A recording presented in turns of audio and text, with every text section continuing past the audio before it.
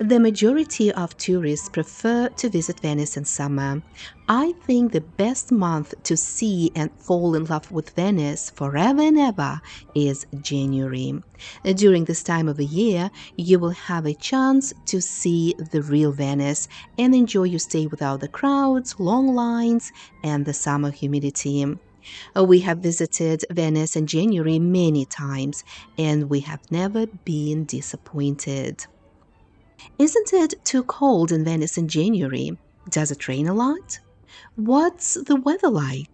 These are the most frequent questions I hear from my friends.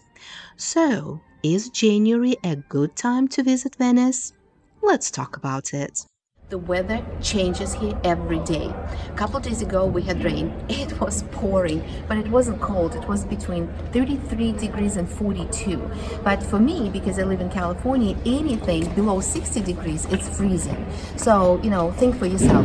Yesterday we went to Murano, the island of Torcello.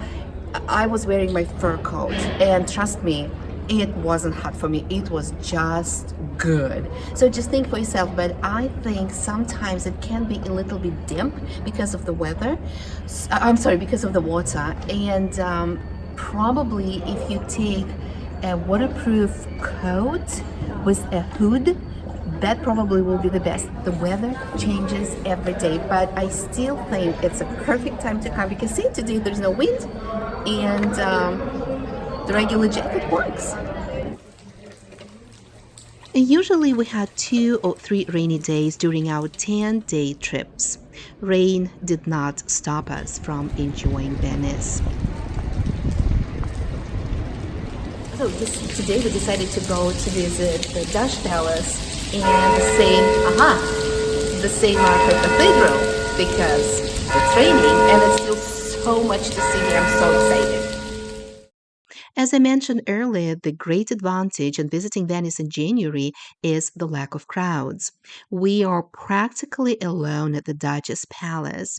It was easy to schedule a private excursion without making a reservation in advance.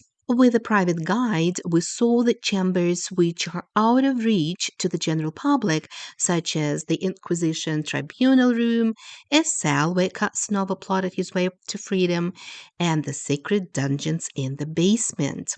And during our tour, I was overwhelmed with information, and the names of the Grand Dukes of Venice slipped out of my mind. However, the walk around the palace basement cells is still very vivid.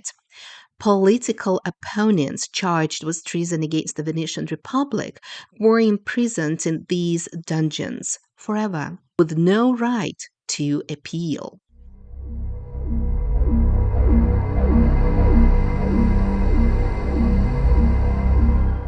It's so freezing here. I don't know how people survive here. And by the way, do you know that prisoners were not allowed to have water? They had wine instead because water was very expensive in Venice at that time.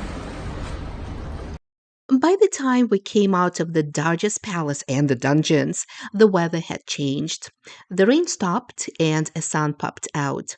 It was perfect time to see St. Mark's Square or Piazza San Marco, and this is it. In the second half of the day, the majority of the tourists start slowly leaving Venice, and it's not as crowded as during the morning hours. We stayed within walking distance from Piazza San Marco at Hotel Casanova. Location, location, location. It's in the middle of the city, in the city center. Turn to the left. In 1 minute, you will find yourself at Piazza San Marco. It took me 87 steps to get there. I counted my steps, 87 steps, and you will reach the square. If you're looking for a place to stay in Venice, I would highly recommend this hotel. The rating is 3 stars. We stayed at Casanova in our last 2 visits, and we loved it both times. For more information, please watch my video, Hotel Casanova.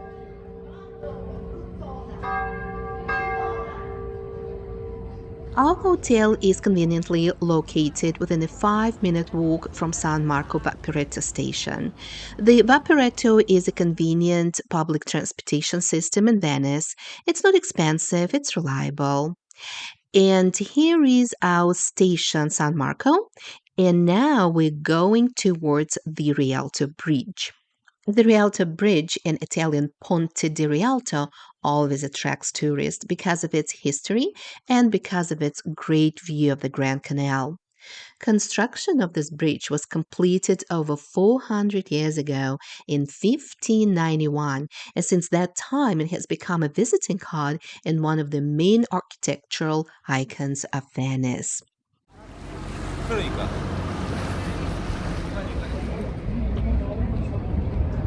Two steps away from the Rialto Bridge, there is another interesting building dated from the 16th century, Fondacco dei Tedeschi. On the clay January day from its upper terrace, and I am on the terrace right now, you will see Venice rooftops from the bird's eye view.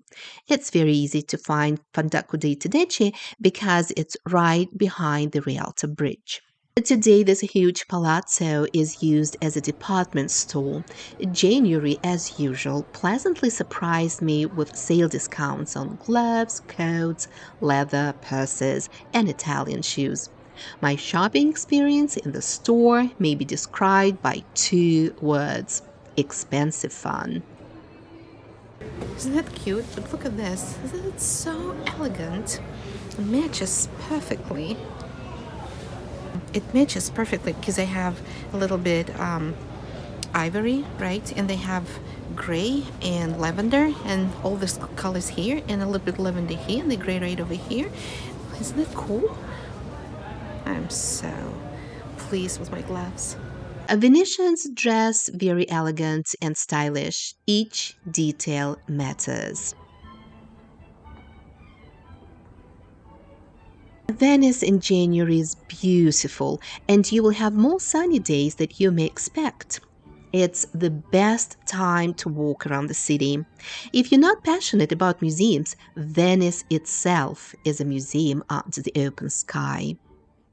Joseph Brodsky, the Nobel Prize winner, who loved to come to Venice in January, wrote in his essay Watermark, "My romance with the city in this particular season started long ago, long before I could afford my passion. The city improves time's look, beautifies the future, because we go and beauty stays, because we're headed for the future, which beauty is the eternal present."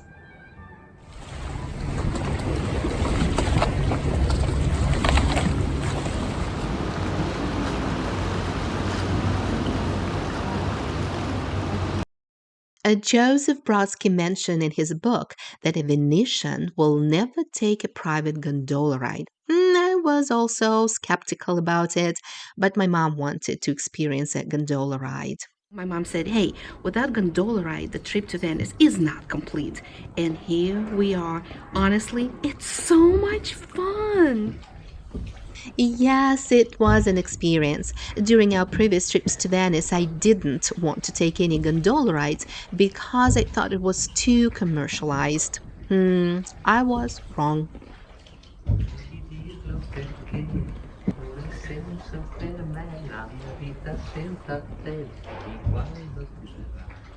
Private gondola ride was fun, but do you know that you may cross the Grand Canal by public gondola?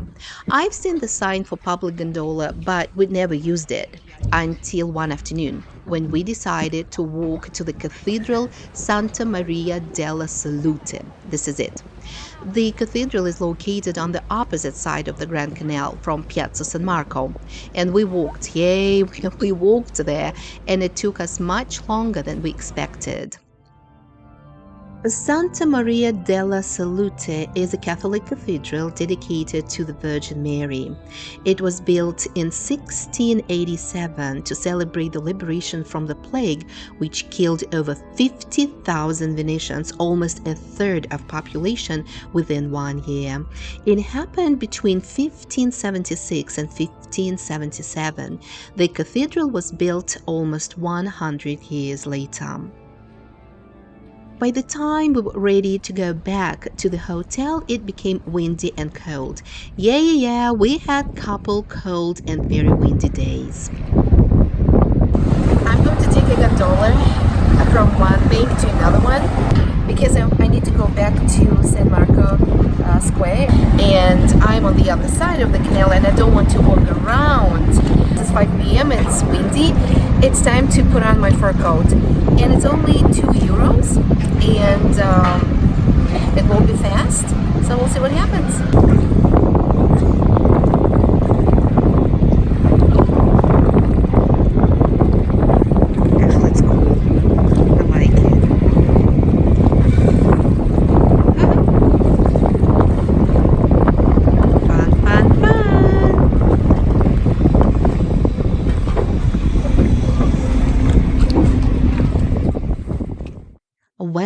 Well, it's not easy to be a curious, greedy traveler, huh? So much to see and so much to do. How about a good dinner to restore your emotional and physical strength?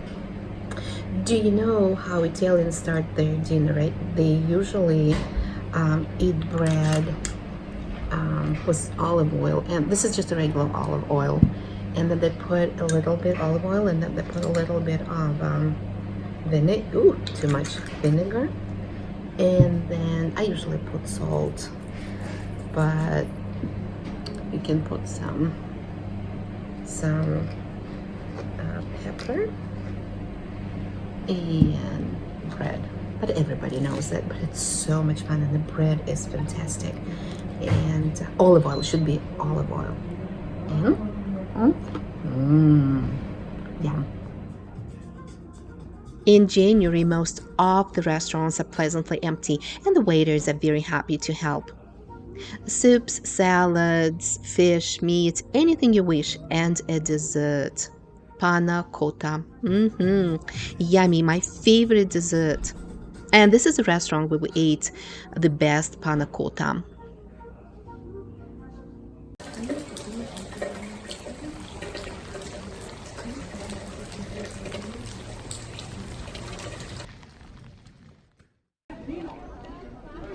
And January is a slow time for tourism, and it's a very active time for mask makers in preparation for Carnival. Venetian Carnival in February has been a world famous event since the 18th century. Mask making is an old tradition of Venice. When you walk around Venice, you will see a lot of shops with masks everywhere. Do you know that you can make a masquerade mask here by yourself? So this is my second time here, and Francesca is the owner. I just said hi to her. It's so nice to be back. Last time I didn't know what to do, what the steps are, and it was very exciting. But this time I'm kind of prepared. It took us hours. We already talked with assistant, Francesca's assistant, how we're going to make masks, what we're going to do. Un po' di con un pennellino secco con il nero, attaccare un po' di nero qui. Perfetto! Vedere? Guarda. A point you don't see. No, it's okay. I try a little bit. Historians say that during the carnivals, Venetian nobility patricians wanted to hide their social status by wearing masquerade masks, because normally for the nobility, interaction with common people was limited and undesirable.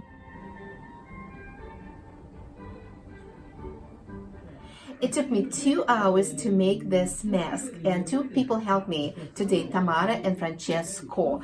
So it was a lot of fun. 2 hours, it's ready, and I'm ready to go to Carnival.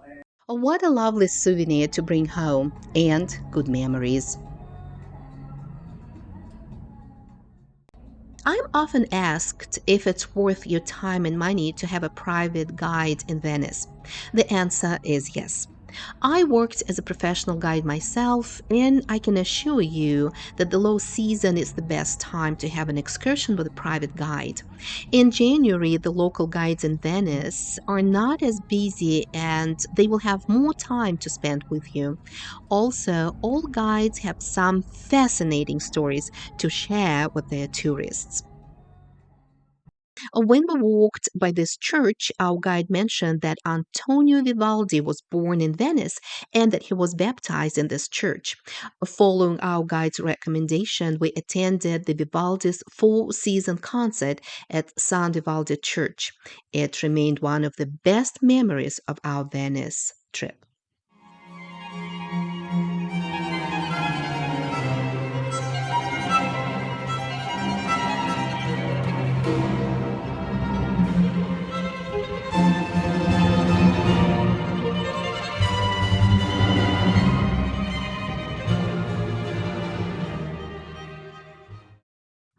Venice, the city of harmony, has a busy cultural nightlife.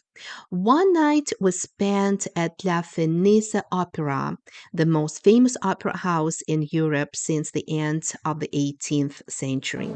Fortunately, the language of music is understood by everyone.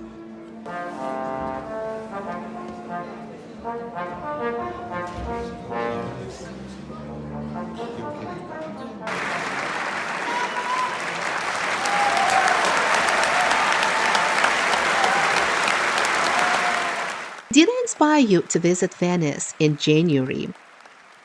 If I did, and if you enjoyed this video, please support my channel by clicking on the like button and subscribe to my Greedy Travel blog to get more information about the travel destinations and hotel reviews. Thank you for watching today. Until next time.